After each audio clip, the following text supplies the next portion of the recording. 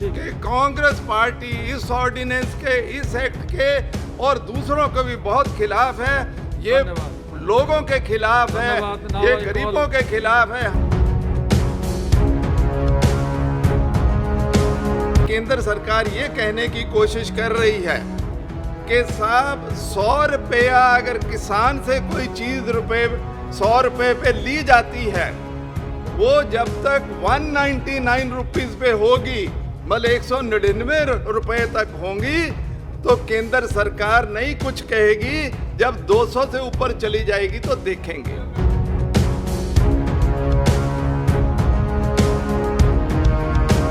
जो गरीब लोग, फार्मर, कंज्यूमर जो है, उसको आप 100% तो प्राइस बढ़ाना ही चाहते हैं। वो तो आपके कानून में लिखा है और वो तो 10 रुपए उनके बढ़ जाते हैं उनके खर्चे में, तो उनका सारा बजट मिसप्लेस हो जाता है।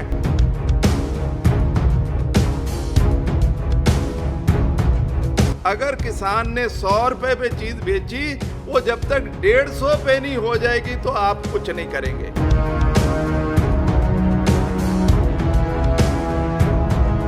कि स्टेट्स कुछ नहीं कर सकती, आपने तो स्टेट्स की पावर ही निल कर दी, क्योंकि ऐसा कानून में अमेंडमेंट ला रहे हैं। अब ये मुल्क इतना बड़ा है, जहां 600 जिला है, 6 लाख गांव हैं। आप केंद्र से, दिल्ली से बैठ के 6 लाख गांवों के भाव को कंट्रोल करना चाहते हैं। ये बहुत बड़ी गलती है जो केंद्र सरकार करने जा रही है।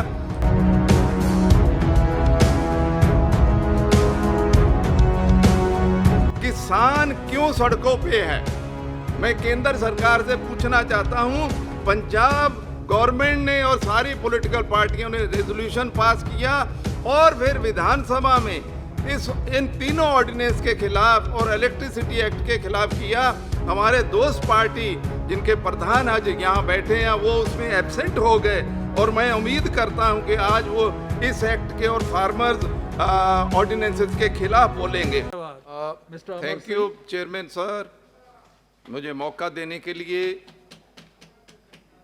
मेरे से पहले वक्ता जो मेरे से बहुत सीनियर है, चौधरी साहब, उन्होंने बिल्कुल सही कह दिया कि ये तीनों जो फार्म ऑर्डिनेंस हैं, एसेंशियल कमोडिटी, जो ट्रेड, कॉमर्स और जो कॉन्ट्रैक्ट फार्मिंग वाला, वो तीनों एक से एक जुड़ी कड़ी है और तीनों के खिलाफ आज किसान पंजाब, हरियाणा, छत्तीसगढ़ और कई स्टेटों में सड़कों पे घूम रहा। वो मेरा ख्याल सारे हिंदुस्तान को खबर है। मैं सर ईसी एक्ट पे आता हूं कि ईसी एक्ट आया क्यों था। An act to provide the supply of commodities in the interest of general public for the control of distribution production.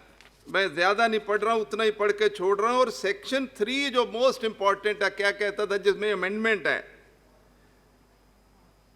the central government, if the central government is of the opinion, then the supplies of any essential commodity for securing their equitable distribution, sir मैं ये कहना चाहता हूं, EC act equitable distribution की बात कर रहा है and availability at fair prices, कि उसकी कीमत वाजिब रहे, इसलिए सेक्शन 3 है।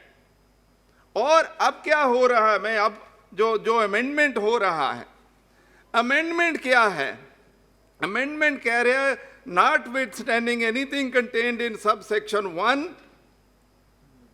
The supply of such food stuff including cereals, pulses, potatoes, onions, edible oils and oils, as the central government may by notification specify, may be regulated only under extraordinary circumstances. अब extraordinary circumstances कर दे गए हैं, which may include war, famine, extraordinary price rise or natural calamity of really grave nature. Not only that sir, उस पे रुकने ही रहा है ये अमेंडमेंट उस पर रुक जाती, नहीं रुक रही। कह रहे हैं सब सेक्शन बी में, any action on imposing stock limit shall be based on price rise and an order for regulating stock limit of any agriculture produce may be issued under this act only if, and what is the if there is 100% increase of the retail prices of horticulture produce में क्या आता है? सब्जियां और फल आते हैं, और 50% increase in the retail prices of non perishable, ये अपना सीरियल्स, एग्रीकल्चर फूड स्टफ्स, और not on prevailing immediately proceeding 12 months या 5 साल का एवरेज। अच्छा, ये भी फिर इसको आगे प्रोविजो एक डाल दिया, प्रोविजो डाल दिया कि ये भी it shall not apply to a process और ए वैल्यू चेन पार्टिसिपेंट। और वैल्यू चेन पार्टिसिपेंट की जो डेफिनेशन दी है वो इतनी लंबी दी है कि from the field to the final consumption जितने लोग आएंगे वो सारे वैल्यू चेन में हैं। कहने का मतलब ये, इसका कोई मतलब है नहीं या कोई लिमिट हो नहीं पाएगी। अब इसका इम्पैक्ट क्या है? इसका इम्पैक्ट ये है कि आप ये कहने की, केंद्र सरकार ये कहने की कोशिश कर रही है कि साहब 100 रुपया अगर किसान से कोई चीज 100 रुपये पे ली जाती है, वो जब तक 199 रुपीज पे होगी, मतलब 199 रुपये तक होंगी, तो केंद्र सरकार नहीं कुछ कहेगी। जब 200 से ऊपर चली जाएगी तो देखेंगे। तो इसका मतलब जो गरीब लोग, फार्मर, कंज्यूमर जो है, उसको अब 100% तो प्राइस बढ़ाना ही चाहते हैं। वो तो आपके कानून में लिखा है, और वो तो 10 रुपए उनके बढ़ जाते हैं उनके खर्चे में, तो उनका सारा बजट मिसप्लेस हो जाता है। और आप कह रहे हैं 100% हो जाए, और एग्रीकल्चर कमोडिटी पे आप कह रहे हैं कि 50%। इसका मतलब अगर किसान ने 100 रुपए पे चीज बेची, वो जब तक 150 पे नहीं हो जाएगी तो आप कुछ नहीं करेंगे। ये मेरा ख्याल, ये सबसे बड़ी बात है कि इतना प्राइस राइज तक आप इंटरवीन नहीं करेंगे। ये बिल्कुल गरीबों का, किसानों के खिलाफ वाली बात है। अब मैं बताना चाहता हूं कि साहब ये लागू किस पे होगा? अपन सोचते नहीं है ज्यादा। कई बार अपन सोचते हैं कि अपन तो 67% पॉपुलेशन को पीडीएस दे रहे हैं और बहुत लोगों को मिल रहा। PDS is less than 50% of A families requirement. इसका मतलब 50% से ज्यादा वो लोग भी बाजार में खरीदने आते हैं, और जो 35-40% पॉपुलेशन आ गई वो भी आता है, और सारा 80-90% किसान मार्केट में आता है, क्योंकि वो स्मॉल एंड मार्जिनल फार्मर है। वो तो बेचारे की थोड़ा सा सरप्लस प्रोड्यूस होता है, उसी वक्त बेच देता है, और फिर वो खरीदने के वक्त जब दूसरा सीजन होता है खरीदता रहता है। करीब करीब सारी जनता इसमें आ जाएगी जो प्राइस राइज में अब फंसेगी, और आप कह रहे हैं कि वो कानूनन है। अच्छा, दूसरा क्या है कि स्टेट्स कुछ नहीं कर सकती। आपने तो स्टेट्स की पावर ही निल कर दी, क्योंकि ऐसा कानून में अमेंडमेंट ला रहे हैं।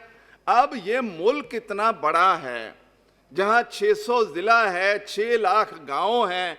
आप केंद्र से, दिल्ली से बैठ के 6 लाख गांवों के भाव को कंट्रोल करना चाहते हैं, और जब तक डबल ना हो इंटरवीन नहीं करना चाहते। मेरा ख्याल है ये बहुत बड़ी गलती है जो केंद्र सरकार करने जा रही है। और इतनी सीजनल वेरिएशन होती है अपने मुल्क में।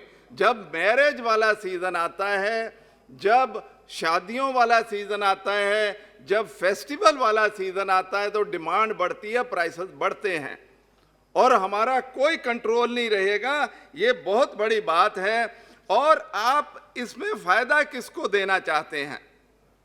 किसको फायदा देना चाहते हैं? वो तो वैसे चौधरी साहब ने बोल ही दिया कि प्राइस राइज, छोटी मोटी फ्लक्चुएशन में हमको बीच में आना ही नहीं है। बेसिकली ये फायदा तो होना है बिग कारपोरेट्स को, मल्टीनेशनल्स को, यहाँ जो बहुत बड़ा आदमी, क्योंकि किसान तो उसी वक्त बेच देता है जो उसको रख सकता है, जिसके पास कैपेसिटी है रखने की, वो उसको फायदा होने वाला है। क्योंकि जब वो फिर मार्केट में कमी होगी, वो प्राइस राइज थोड़ा बहुत शुरू होगा, फिर बेचेगा। अब इसका देखिए हो क्या रहा है। पंजाब, हरियाणा में आज मेरे ही रिश्तेदार फोन कर रहे थे कि वो चंडीगढ़ पहुंचना चाहते थे, कई उन्होंने रूट लिए लेकिन वो पहुंच नहीं पाए। हरियाणा में वही हालत है। किसान क्यों सड़कों पे है? मैं केंद्र सरकार से पूछना चाहता हूं, पंजाब गवर्नमेंट ने और सारी पॉलिटिकल पार्टियों ने रेजोल्यूशन पास किया और फिर विधानसभा में इन तीनों ऑर्डिनेंस के खिलाफ और इलेक्ट्रिसिटी एक्ट के खिलाफ किया। हमारे दोस्त पार्टी जिनके प्रधान आज यहाँ बैठे हैं वो उसमें एब्सेंट हो गए और मैं उम्मीद करता हूँ कि आज वो इस एक्ट के और फार्मर्स ऑर्डिनेंसेस के खिलाफ बोलेंगे। लेकिन सारी विधानसभा ने बिल्कुल उसका विरोध किया और ये कहा कि ये किसानों के हितों के खिलाफ है। अब सवाल ये उठता है कि आप कर क्यों रहे हो? देखो ये अमर सिंह जी, हाँ जी, you have 2 more speakers from your हाँ party जी, to speak. तो मैं सर अभी तो 1-1.5 मिनट ही बोला हूँ हैं? आपने करीब 8 मिनट बोल चुके हैं। अभी तो दो मिनट हुए होंगे सर। नहीं, आप 8 मिनट बोल चुके हैं। आप 2 5 मिनट बोल चुका हूँ, ये घड़ी तो 1 मिनट दिखा। अच्छा सर कोई बात नहीं, मैं जल्दी खत्म करता हूँ। 2 मिनट में खत्म। कोई बात नहीं सर, मैं ये कहना चाहता हूँ कि एनडीए गवर्नमेंट जब पिछली बार आई थी तो 2002 में भी एनडीए गवर्नमेंट ने यही काम किया था कि ये स्टॉक लिमिट हटा दी थी और अल्टीमेटली इस कंट्री को इतना बड़ा उसका खामियाजा भरना पड़ा क्योंकि एक्सपोर्टर्स ने और बड़े लोगों ने इतना एक्सपोर्ट कर दिया कि अपना जो मिनिमम स्टॉक होता है उससे भी कम हो गया और 5.5 million tons of food grains were imported at a very high price. बहुत महंगा हमने फिर इंपोर्ट किया। ये हो क्यों रहा है? हम सब समझते हैं। चौधरी साहब ने कह दिया कि आप इन्वेस्टमेंट लाना चाहते हैं मल्टीनेशनल कंपनीज का। सर मैं गवर्नमेंट ऑफ इंडिया में रहा हूं, हमेशा से मल्टीनेशनल कंपनीज का, मल्टीलेटरल ऑर्गेनाइजेशंस पर हमारे मुल्क पे, डेवलपिंग कंट्रीज पे एक प्रेशर रहता है कि एग्रीकल्चर सब्सिडी कम करो, ये पब्लिक प्रोक्योरमेंट कम करो, ये स्टॉक लिमिट खत्म करो, वैसे ये करो, सेंट्रल प्रोक्योरमेंट मत किया करो, बहुत सारी बातें कहते हैं। लेकिन यूपीए सरकार ने इसको कभी नहीं माना। अब हो क्या रहा है कि आपकी जब से सरकार आई 2014 में, सबसे पहले आप क्या करते हैं? आप शांता कुमार कमेटी बनाते हैं और शांता कुमार कमेटी रिकमेंड क्या कर रही है? एग्जैक्टली वही जो मल्टीलेटरल और मल्टीनेशनल कॉरपोरेशन कह रहे हैं।